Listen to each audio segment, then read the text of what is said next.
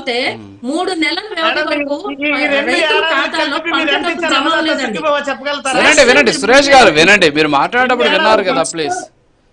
అలాగా సార్, మేము మోసం చేసామని చెప్తాను. 2 మాకు ఏళ్ళలో ఇచ్చిన అవుతుంది. టైంలో మమ్మల్ని మీరు చెప్పిన మాట్లాడమని 20,000 చెప్పండి వైసీపీ ప్రకారం వాళ్ళకి. 40,000 రావాలి కదా. 40,000 కానీ మీరు ఎంత ఇచ్చారు మేడం? రాజు గారు 40,000 ఓకే, మీరు ఎంత చెప్తారు. ఇచ్చారు? ఉండండి సార్, ఉండండి చర్చిద్దాం, అది అన్ని చర్చిద్దాం. ఇప్పుడు మీరు చెప్పారు, వాటిని కూడా చెప్పనివ్వండి, తర్వాత మనం చర్చిస్తాం. ఎస్ ఒక్క నిమిషం సురేష్ గారు ఆగండి. మేడం మీరు మాట్లాడండి. అన్నదాత సుఖీభవ పథకంలో కూటమి ప్రభుత్వం 46 లక్షల మంది రైతులకి ఈ పథకాన్ని వర్తింపజేశారు. దానికి కాను ఈ 18 నెలల్లో 2 విడతలుగా మేము ఇచ్చిన అన్నదాత సుఖీభవకి 6,300 కోట్ల రూపాయలు జమ చేశారు రైతుల ఖాతాలో. దీపం పథకం, ఈ దీపం పథకంలో ఏడాదికి 3 ఉచిత సిలిండర్లు అని చెప్పాము. ఇప్పటి వరకు 2 కోట్ల అంటే 2 కోట్ల సిలిండర్లు దీపం పథకం కింద పంపిణీ చేయడం జరిగింది. ఎన్టీఆర్ భరోసా, ఆ రోజున జగన్మోహన్ రెడ్డి గారు ఎన్నికల్లో వాగ్దానంలో 3,000 చేస్తానని తీరా అధికారంలోకి వచ్చాక మాట తప్పటం మడం తిప్పటం అలవాటైపోయి పెంచుకుంటూ పోతానని చెప్పారు. కానీ ఇచ్చిన మాట ప్రకారం కూటమి ప్రభుత్వం అధికారంలోకి వచ్చిన వెంటనే 3 నెలలది కలిపి 7,000 రూపాయల పెన్షన్ మొదటి నెలలో అందించాము. అలానే అప్పటి నుంచి ప్రతి నెల కూడా 4,000 రూపాయల పెన్షన్ అందిస్తూ 65 లక్షల మంది పెన్షన్ దారులకి భరోసా కల్పించింది. ఎన్టీఆర్ భరోసా పెన్షన్ పథకం, అన్నా క్యాంటీన్లు, ప్రతి పేదవాడికి 5 రూపాయలకి 3 పూట్ల 5 రూపాయలకి అన్నం తినేలాగా రాష్ట్ర వ్యాప్తంగా 204 అన్నా క్యాంటీన్లు ఓపెన్ చేశారు. ఇప్పుడు ఈ సంక్రాంతికి మండల హెడ్ క్వార్టర్స్ లో కూడా, గ్రామ స్థాయిలో మండల హెడ్ క్వార్టర్స్ లో కూడా అన్నా క్యాంటీన్స్ ఏర్పాటు చేసే దిశగా ఆలోచనలు చేస్తున్నారు. మరి మెగా డిఎస్సి, నేను ప్రతి సంవత్సరం జాబ్ క్యాలెండర్ ఇస్తాను, మెగా డిఎస్సి ఇస్తానని చెప్పి ఆ రోజు జగన్మోహన్ రెడ్డి గారు మాట ఇచ్చి మడమ తిప్పారు.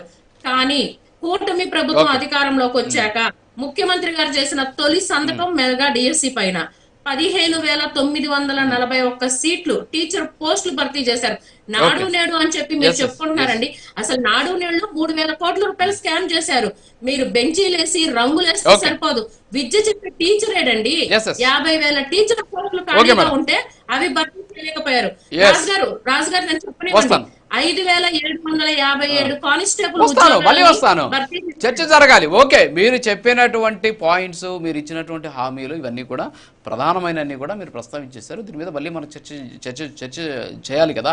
ఒక్క నిమిషం ఆగండి మేడం, వస్తాను. లక్ష్మీకాంత్ గారు, ఇప్పుడు సురేష్ గారు ఏమంటున్నారంటే అప్పులు చేసేసి ప్రజలకి ఇవ్వాల్సినటువంటి హామీలు కూడా నెరవేర్చలేదు అనేది వారి వర్షం. సరే, ఈ రెండు ఉన్నాయి, నిరుద్యోగ భృతి, ఆడబిడ్డ నిధి. సో ఇవి ఇచ్చినటువంటి హామీలు, అవి ఇంకా కూడా వాడి జోలికి వెళ్ళలేదు. అదేదో తీసుకొచ్చేసి వేరే కార్యక్రమంలో దాన్ని మేము యాడ్ చేస్తామని చెప్పేసి కూడా చంద్రబాబు గారు చెప్పిన పరిస్థితి. సరే, ఇవన్నీ కూడా పక్కన పెట్టేసి నిజంగా ప్రజలకు ఇచ్చినటువంటి హామీలు నెరవేర్చకపోతే, నిజంగా ప్రజలు మోసం చేస్తుంటే, నిజంగా ప్రజలకు అన్యాయం జరిగితే మరి ప్రజలు దండెత్తాలి కదా. మరి ప్రజలు రోడ్డు మీదకు రావాలి, ప్రజలు వచ్చేసి ఆందోళన చేయాలి, ప్రజలు ఈ కార్యక్రమాల్లో పాల్గొనాల్సినటువంటి పరిస్థితి ఉంది కదా. సరే, పార్టీలు పక్కన పెట్టేద్దాం, వైఎస్ఆర్ కాంగ్రెస్ పార్టీని ఇంకో పార్టీలో పక్కన పెట్టేస్తే అట్లీస్ట్ ప్రజలు కానీ, ప్రజా సంఘాలు కానీ, రాజకీయం పక్కన పెట్టేయండి.